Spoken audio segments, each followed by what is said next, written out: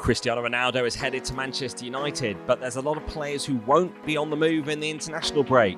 On Sport on Lot, inside the clashes between FIFA and Europe's clubs and leagues over demand players have to travel to World Cup qualifiers regardless of pandemic quarantine restrictions. Ultimately, they all want to play at Qatar 2022. This week, though, fresh concerns from Amnesty about migrant worker deaths there. FIFA's certainly back in Qatar, but Gianni Infantino's been boasting this week how much FIFA has transformed. We have been able to fundamentally change FIFA from a toxic organization to a highly esteemed and trusted global sports governing body. We'll analyse if Infantino's right, especially as their PR push for a World Cup every 2 years meets resistance.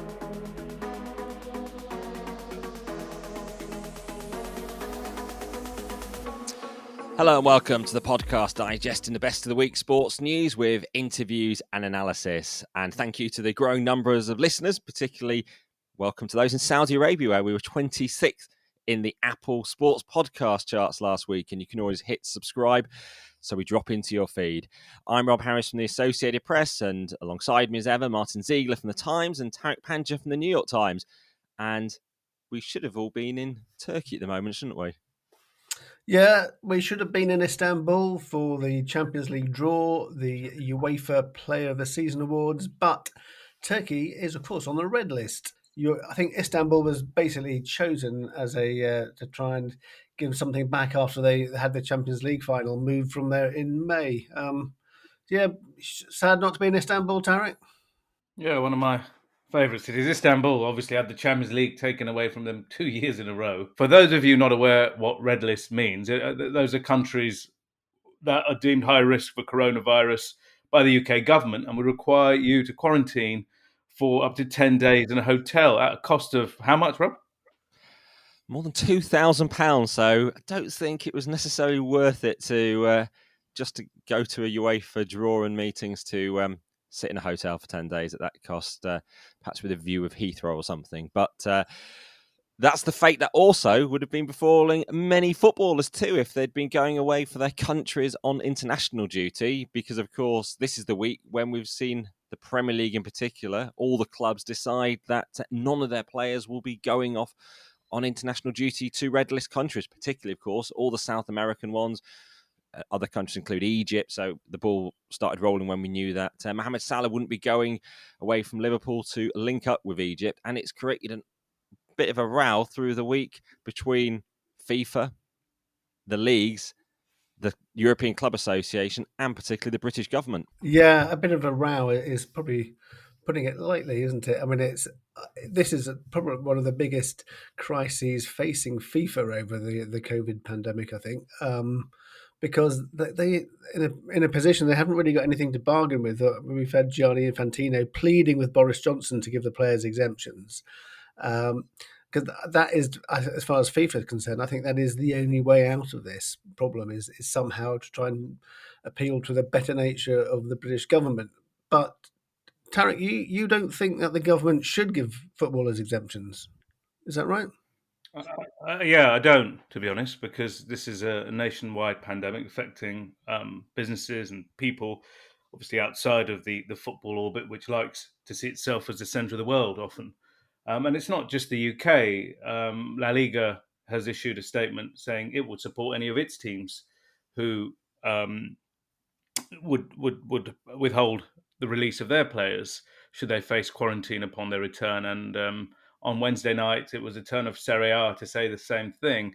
If you look at the Copa America, which was played this summer, those three leagues had more than 20 people apiece, 20 players apiece sent to that tournament. That affects quite a lot of players. The Premier League statement said across the board it will be 60 of the Premier League players who could be affected by having to travel to red list countries. So this is a major issue. So yeah, beyond my kind of personal issue that this there shouldn't be a special exemption for football because it's football, given all sorts of other industries and people have been affected by this.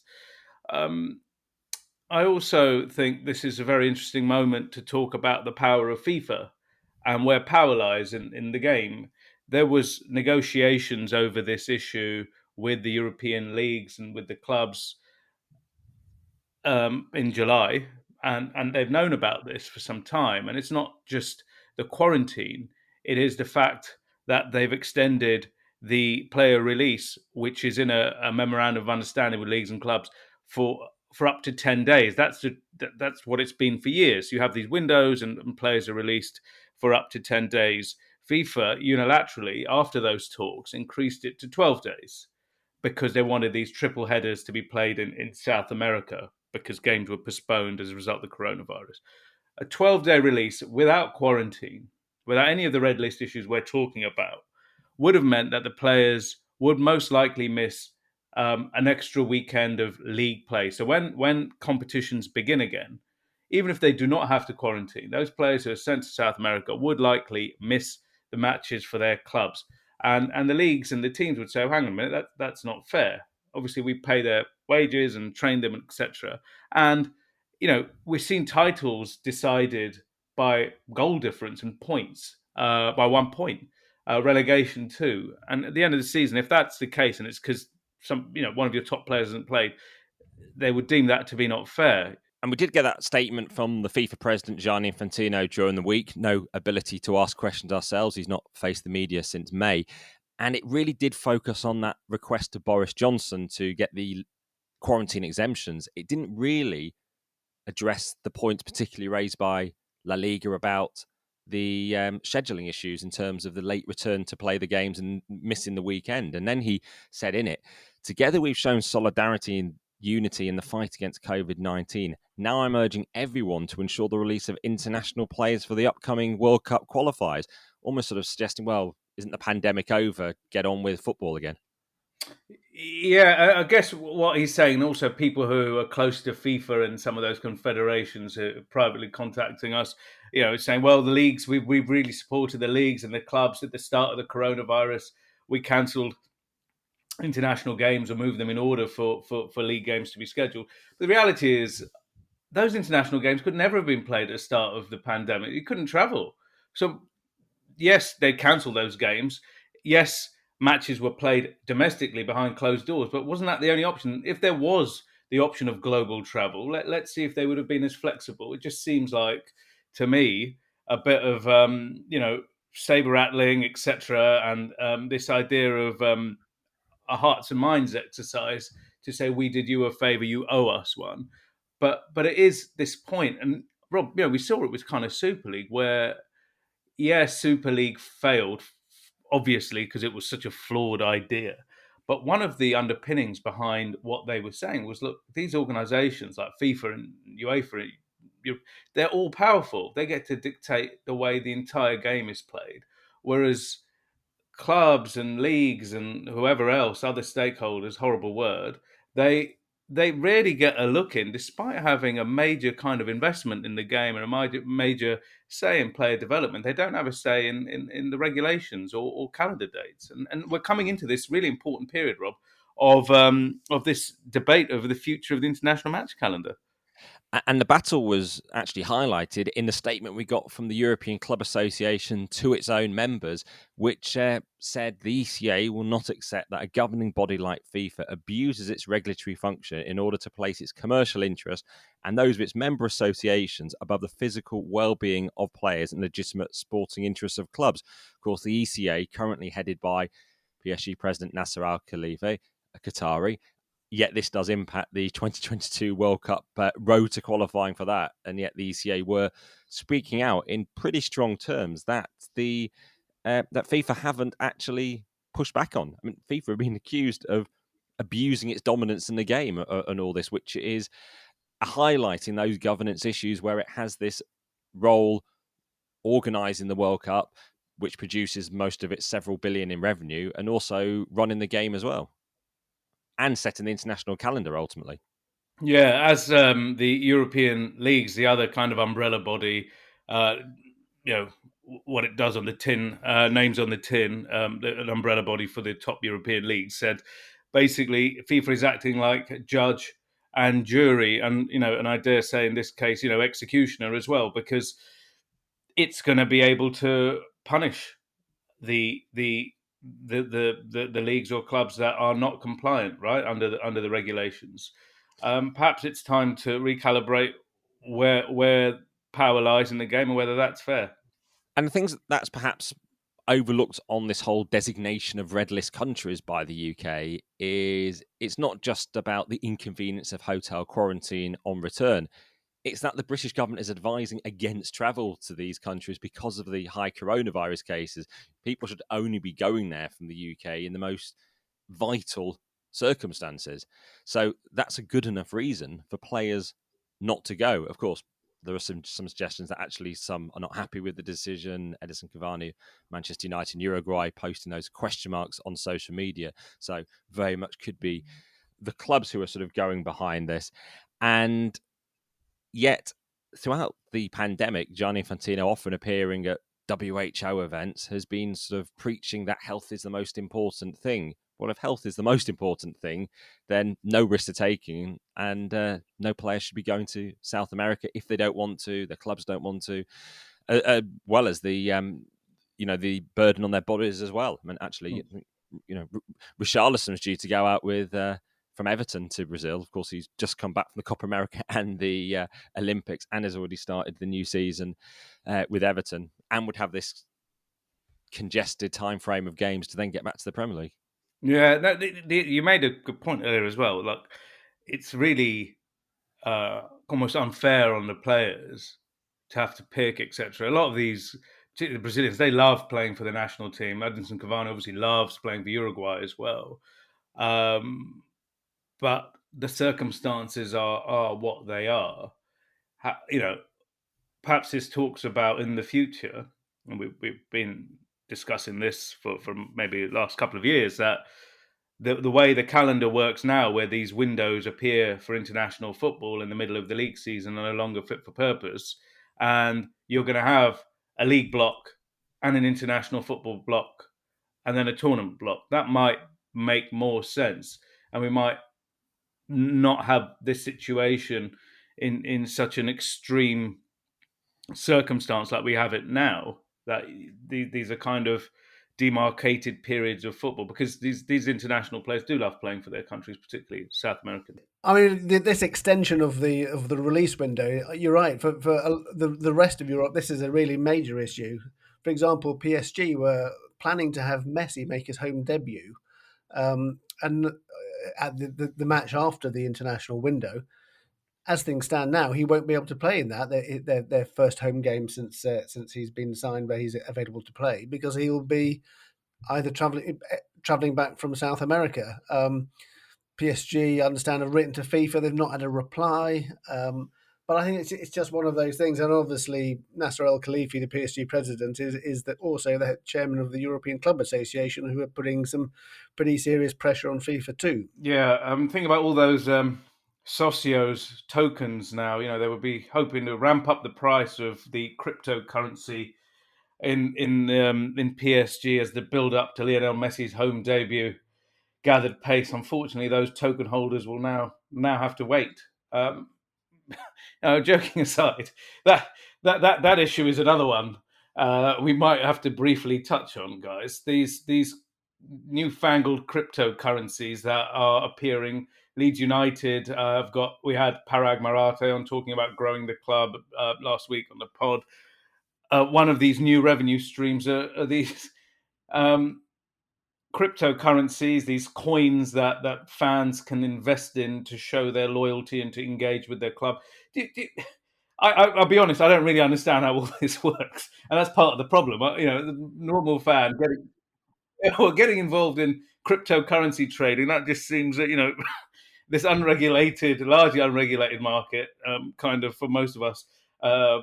It's another language we probably don't understand, and it's to show your loyalty to your team. Do you think this is the correct way to try and foster fan engagement by asking fans to pay for the privilege? I mean, there's a sense of brand trustworthiness because they're sponsoring Premier League clubs. It's something that actually then would see fans have faith in that product and believing in it. But it doesn't mean, of course, that that is the case. And there are a lot of concerns raised about the the sense of actually, first of all, what control, what power do fans actually get? What say on decisions? It's things like the music at half time or something, isn't it? It's not really significant decisions, and they're putting money in without any real guarantees of what they're going to get back. Well, not just putting money in; they also could lose the money as well. This is a currency, a cryptocurrency like Bitcoin or all the other ones that can go up or down. Now, the idea of converting fan loyalty into a tradable commodity, into an asset class, by the way, that even if you're not a fan, it's like any other coin, any of these newfangled coins that you don't have to be a fan. So there are investors in this thing who are looking to make money off it as it trades up and down. The the typical fan, the idea of fan sentiment being the thing that motor that powers this seems to be a little bit off because, for example, when Lionel Messi signed for PSG, the volume of trading was extremely high and the price actually went down. It was, you would have thought, if it was based on fans being excited, etc., this type of movement would have been upwards. It's very confusing. Yeah, it's very confusing, and also the clubs, I'm not sure, are really telling their fans that they could lose their money. I think Leeds did in a statement, but it's not as though you're sort of getting a seat at the table in terms of sort of having a supporters representative on the board from the people owning these associos. It's so yeah, not surprisingly, there's a bit of skepticism around this. I'm certainly skeptical. I wouldn't invest in any myself because I think I suppose you could argue on the other, like shares go up and down, so you can have a share in a club. Is this just an alternative to it? Maybe it is. I do feel it's a bit more of a sort of money making opportunity though for the club. double digit millions to at least half a dozen clubs since this thing launched a couple of years ago. So definitely a money spinner. But what about the idea that you have to pay for the privilege to engage? And they're saying, oh well, only a few fans who live near the stadium can go to games. But what about those fans who pay, hundreds of dollars, euros, yen, whatever you want to currency you'd like to choose for the privilege of watching their team on TV, buying merchandise, joining membership schemes, following them anyway on social media? Why do you have to pay to your club to show your loyalty?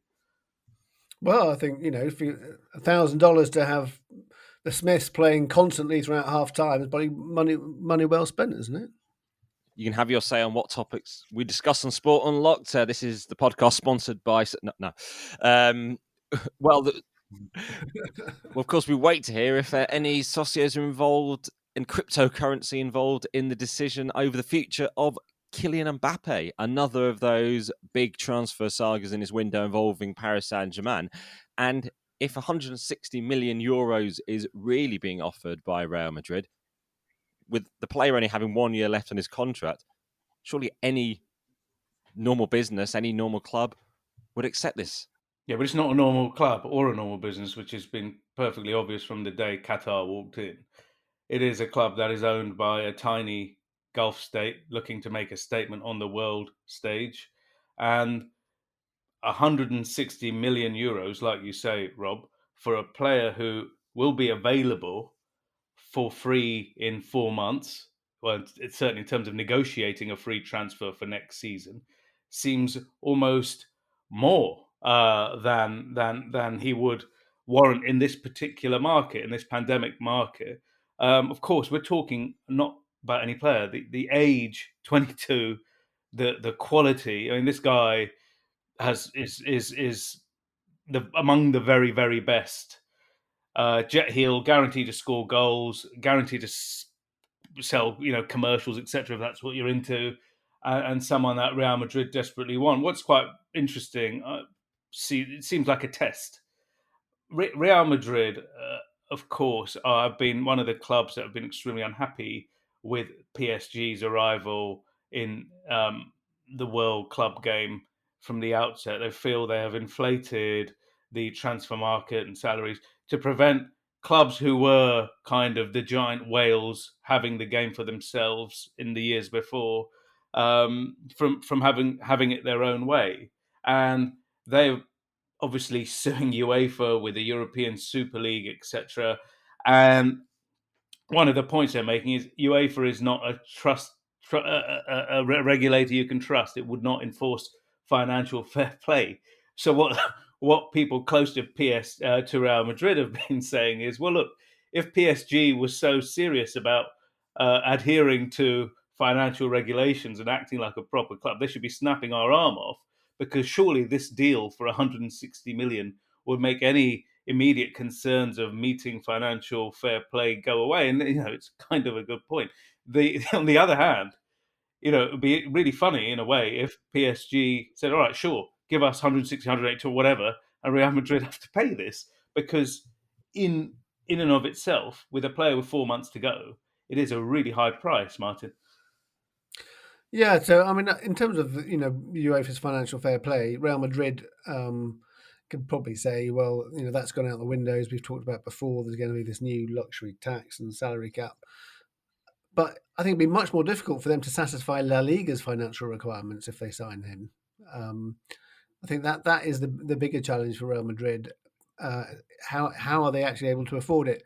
I mean, you do have to say Real Madrid, they are amongst the top clubs. They are the people who've spent the least on transfers in the last 10 years, since they signed Gareth Bale. Since then, if you look at what other clubs have spent, we're talking about the elite, the people who join the Super League.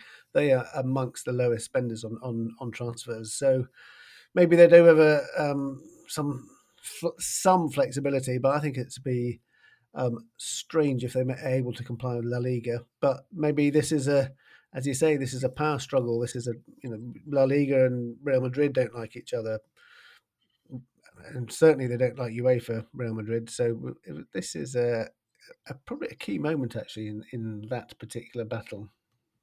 Yeah, what a state football finds itself in. We talked about this battle at the start of FIFA and the clubs and the leagues.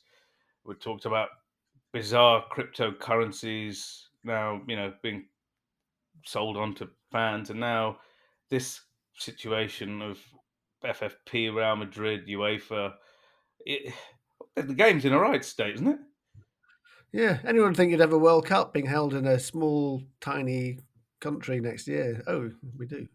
Although Qatar have had some rare positive publicity, it seems, over the last week or so, being part of the airlifts out of Kabul. So many flights, the US military flights going from there, the Qatar itself evacuating refugees. A lot of the world's media reporting actually quite positively from Qatar about their efforts. Even one report showing some of the World Cup accommodation there being used to house refugees. Some irritation in Qatar that Amnesty this week have put out a new report on the World Cup related to worker conditions, particularly as they're saying that they've actually helped Amnesty get out of Afghanistan. But of course, that doesn't take away from the fact we're about to get into the resumption of World Cup qualifying in those areas where we know the games are definitely all going ahead. And there will be a new focus, of course, on the conditions in Qatar. And this new Amnesty report this week is focusing really on the failure to properly investigate migrant worker deaths. And it's really been one of the things we've seen throughout the entire build-up to the World Cup in Qatar. We don't have open inquests. We don't get clarity on the reasons for death. Often lots of perhaps unexplained younger people dying of heart conditions and things, which then some attribute to working in that intense heat. Qatar, if they want to be frustrated, they can be frustrated. But one thing doesn't stop the other thing from happening. I'm sure Amnesty have been working, well, I know they've been working diligently for a long time on compiling these reports. They're robust because they know there's going to be a right of reply from Qatar, as there should be with anything. The fact that they've done this very important job in the evacuation of those who need to be evacuated from Afghanistan and that Kabul airport does not surely stop people scrutinizing other aspects of that country, like any other country. There are many streams of work, of information, of development happening all over the world. You can't say, well, hang on, pause reporting on everything else because we've done this nice gesture or this important gesture, and the fact that you're doing it undermines everything we're doing. That is very naive. That's not how the world works. So yeah, I think they do deserve probably immense credit for some of the work they've done in evacuating people from this difficult situation in Afghanistan. But surely that doesn't preclude anyone from looking into other affairs of that country, like anywhere else. Yeah, absolutely. I mean, the his report is quite hard hitting. So, I mean, it's there's been 35 deaths on World Cup facilities, which the Qatari authorities say were non-work related since 2015. And AMSI say more than half of these unlikely to have had proper investigations carried out into the cause of death. They also say, like for general migrant workers, i.e. not specifically linked to the World Cup projects, I mean, the number of deaths runs into the thousands, which is obviously a sort of shocking number. It's I think this is going to continue, isn't it? Through the build-up, I don't know how many days there are, 400 or so days left to go until the World Cup. The scrutiny is only going to get more intense, and Amnesty have very cleverly, in a way, sort of put the pressure on the England national team to play their part in raising awareness. And we saw some international teams do this in March: Norway, Germany, Holland. At the time, the message coming out of the English Football Association was that the players would hold a meeting in September to decide on their course of action. But that's looking less likely to happen now, I'd say, based on what Gareth Southgate, the England manager, had to say when I asked him about it this week. And he started by reflecting on what he'd been told by the FA Chief Executive, Mark Bullingham, following a UEFA group visit to Qatar in the last week or so. I know that Mark was with UEFA in Qatar, so he spoke to me yesterday about what he'd seen and what he'd found. I'm very conscious that there's a lot of noise around what we should and shouldn't be doing in terms of Qatar. I think firstly, it's no more relevant to us at the moment than any other struggles in any other country, because at the moment we haven't even qualified to go to a World Cup. So it's, of course, and there seem to be issues that maybe we can help highlight if we get to Qatar. And the fact that there's a tournament being hosted there is probably shining a light on those things. And it sounds, from what I'm hearing, as though that is helping to make change. But I don't know enough. And I think for the players to be thinking about Qatar yet is too early. They've got to be thinking about how we qualify. And there are numerous other issues we'll be asked to deal with in the next few weeks, I'm sure.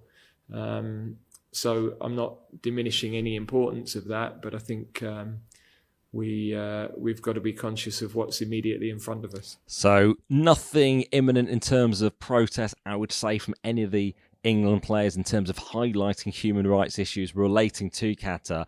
And I think we do see in the game how there can be conflicts.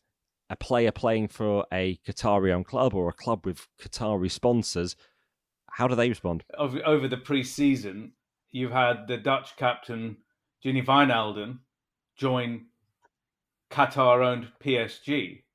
It'll be interesting to see, if you ask the Dutch captain, who was part of the protest over workers' rights and human rights, Qatar, what his view is now, whether he'll be allowed to speak freely. And that, again, talks to the point about states perhaps owning football clubs and what they're for. Yes, they've put a really exciting football team together, but there's all these other issues about why they've done it, probably. The Amnesty statement does actually highlight what they're still demanding. They still believe that there's an urgent need at this point for Qatar to strengthen its laws to protect workers from extreme heat, introducing mandatory rest breaks, improving the investigations and certification and compensation for migrant worker deaths, because that is something, as I'm saying, we've not had throughout, which is a clear inquest into every single person who dies, and then would be able to see the build up, the conditions, perhaps, to the death. Rob, can I make a prediction? I don't think we're going to see any of this, not certainly in time. Qatar was awarded the World Cup on, I think, December the 2nd, 2010 in Zurich. We're now a decade on. we're about a year and a half away from this. There's been a decade of building work, a decade of deaths, a decade of hot weather, a decade of working in these conditions. Now, with the World Cup, everything that needs to be built, almost everything, is almost ready.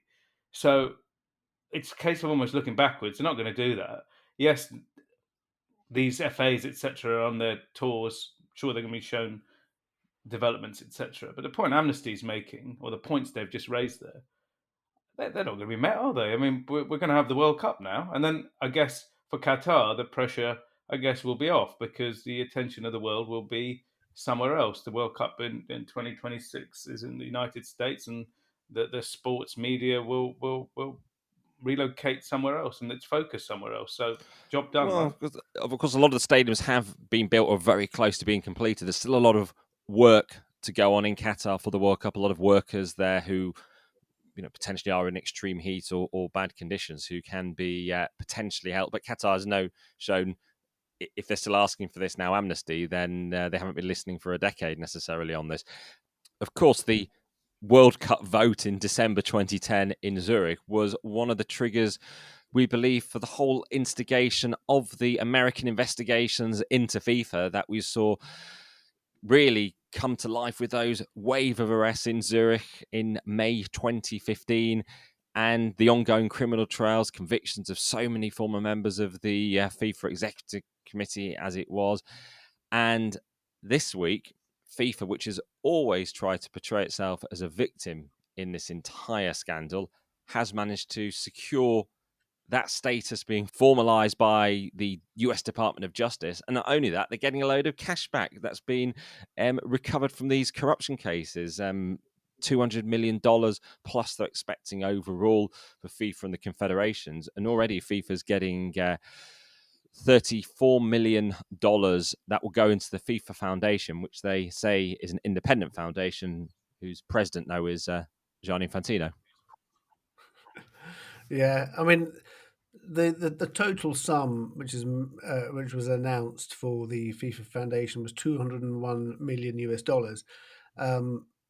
A third of that would go to CONCACAF, the Caribbean, North American, and Central American Federation, and a similar amount to the South American Federation CONMEBOL. But it would all go to the FIFA Foundation for distribution. But as has been pointed out by Ken Bensinger, who wrote a very good book on FIFA, whether this money actually materializes is a completely different thing. For example, Jose Hawila, who was supposed to forfeit $151 million, only 25 million of that has actually turned over to the Department of Justice before he died. So already there's 125 million odd, which is whether is that actually going to materialize? I suspect it won't.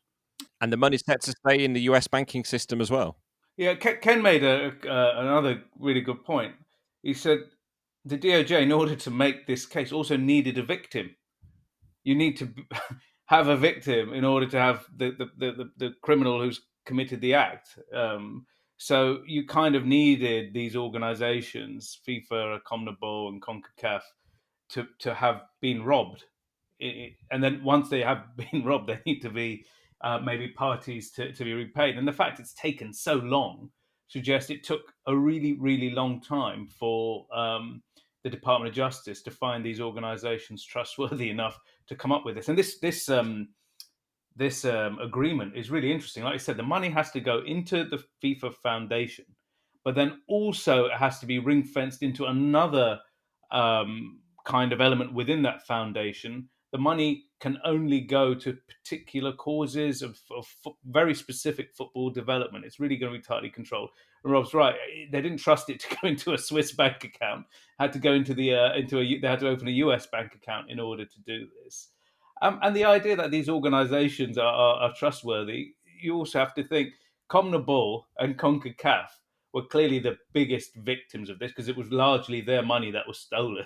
And the DOJ decided there is absolutely no way we can give it to those organizations independently. It has to be done this way. And while we're talking about CONMEBOL and FIFA, etc., at the same time, one of the people indicted and essentially on the run, Marco Polo Del Nero, the former president of the Brazilian Football Federation, banned for life, has been taped recently, secretly running the Brazilian Football Federation. FIFA have been asked to comment on this for weeks, if not months, and so far there's been no comment. Surely FIFA, this organization, which now is the epitome of integrity and good governance, will want to have something to say on that. Let's hear from Gianni Infantino. This is the video message he put out after the cash was secured from the DOJ. This is a great victory for FIFA and a great victory for football.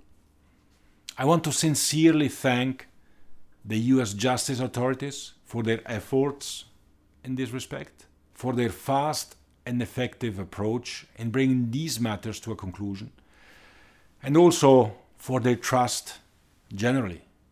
The truth is that, thanks to their intervention back in 2015, we have been able to fundamentally change FIFA from a toxic organization at that time to a highly esteemed and trusted global sports governing body. So, has FIFA really fundamentally changed since 2015? From an idea that there was naked theft, I'd say absolutely. There aren't people blatantly stealing millions of dollars worth of television rights. However, I would say that the structure that's allowed this kind of weird politics, loyalty above competence, this idea of decisions being made in order to buttress powerful figures, etc., that we remember from the Blatter era, I think a lot of that seems to still be there. And I think much of that has to do with the fact that there's been no real structural change. Almost like the idea whoever is put in charge will essentially go native, as it were, because the structures of football are almost designed for this type of behavior where people are just trying to solidify power. And that's what we see with these accusations of a power grab by Infantino, whether it's trying to get the bigger and more frequent club World Cups, now the World Cup every 2 years as well. And we're seeing in the way that they're using the PR for that campaign, we've got former players, the FIFA legends, being pushed in public, advancing this plan for World Cups in alternate years, which really seems Infantino trying to grab a stranglehold even further on the global game. Yeah, so there's meant to be a feasibility study being taken place into this 2-yearly World Cup. FIFA just aren't. I mean, it's absolutely disgraceful. They're not even waiting for that. You know, this is a naked public relations push for the 2-yearly World Cup. So we've got Javier Mascherano, we had Yaya Toure coming out last week, and there is no dispute the fact that this sort of positive messages around having the World Cup every 2 years was being promoted by FIFA. Why can't they wait for the feasibility study, which I'm sure, by the way, will be positive? But even so, it's to me it just stinks. Yeah, absolutely. This has all the hallmarks of one of those old kind of communist regimes, where you have an election and 99% of the electorate and a 99% turnout is voted for the same bloke. They could be a bit smarter, at least, if they're trying to pull the wool over everyone's eyes, than have these footballers pretend to put the same message out as though it was organic on the same day or whatever. It does smell a bit, and it annoys people. If you're trying to get the footballing community alongside you, at least talk to them sort of fairly, discuss it rationally. This kind of pretense, cat-handed pretense, to be honest, it's just a bit embarrassing. And FIFA keep pointing to the fact that at the Congress in May, 166 votes passed the approval from the proposal from the Saudi FA to actually go ahead with this feasibility study. But firstly, this suddenly emerged from the Saudis, who seems to be amongst Infantino's closest allies now in world football. And if you're to present this type of thing to the Congress, well, most of these countries, firstly, don't qualify for the World Cup as it stands. So it's in their interest for the tournament perhaps to take place more often. Or the fact that so many of these countries don't want to be seen to be going against the FIFA leadership because they know how the power works and how it would potentially count against them if there is any dissent. Yeah, there may also be a factor that a lot of these countries that don't qualify, what's very important to the people who run these national associations is they get their trip to the World Cup. Per diems, nice hotels, very nice travel, and if it's going to happen every 2 years rather than every 4 years, well, for many people, they would think this was a no-brainer. We want this for ourselves. Never mind what's good for football, and people might say that's a cynical thing, but I've spoken to people in different parts of the world, Europe, Asia, Africa, who say the same. That is, for a lot of these countries who don't qualify, that's a really important factor for the people who run the associations. Yeah, and sound like a stuck record here. We've been saying it throughout this particular podcast. It's this idea that what's good for FIFA is good for football. What's good for national FAs is good for football. But there are more actors invested in this game, from grassroots to professional clubs to leagues to players, who have next to no say in how any of this happens, in the way the game is structured moving forwards. And look, you could make a case for FIFA and UEFA or whoever's dominance to be challenged from a legal standpoint, because if you've invested billions of dollars or hours and hours of time, except whatever, and you have absolutely no say in how anything is done, that might feel a little bit like an abusive relationship. Yeah, so for one highly respected international sporting body to another, we have Thomas Bach went to the opening ceremony of the Paralympics. Paralympics has kicked off in Tokyo, again with restrictions on numbers attending, all the sort of things you guys saw in the Olympics there. Back going is quite interesting because he didn't go to the opening ceremony of the last Paralympics in Rio, which was the first time in sort of living memory an IOC president hadn't been to that. Do you remember why that was the case, guys? The official reason was he had to go to the funeral of the former West German president. But, Tariq, there were other things that had gone on in Brazil during the Olympics. Of course, that was enough of a reason perhaps for IOC members not to want to go back there. And in fact, Thomas Bach's never been back to Brazil, I don't think, since the Rio Games. That's a shame. No, there was one of the more memorable incidents of the Rio 2016 Olympics was that morning, the early dawn raid on the room of Patrick Hickey, who was the head of the Irish contingent at the Olympics. He was wanted at the time for ticket scalping, illegal ticket selling, and there's famous video of Patrick opening his hotel door for some reason, absolutely stark naked, to this gang of Brazilian police, and arrested. And poor Patrick spent a year in Brazilian custody while being investigated for ticket scalping. He was due to go back to face trial. That didn't happen. And the worry was that Thomas Bach, as president of the IOC, might somehow be implicated into that and be dragged in. So there's a sense that, Bach, by going to the Paralympics so soon after the incident involving Hickey, might be called in, at least for questioning, etc., would make extremely bad imagery, perhaps not as bad as the one that befell Patrick Hickey when he opened his door that morning. Yeah, that Pat Hickey case still not been resolved, has it? Interesting to know what happened to the £350,000. That was the court bond paid by the Association of National Olympic Committees, ANOC, because it will be an inexpensive payment for them if nothing's happened with that. No, the other thing with Bach being in Tokyo, it's raised the hackles of some of the local media there as well, hasn't it? Because if you remember, these games, like the Olympics before them, are being held while there is a spiking coronavirus crisis in Tokyo and Japan. It's the numbers of kind of shot up in a relative sense in Japan's case since the Olympics, and they've been very careful about letting people who aren't there for essential business into Tokyo.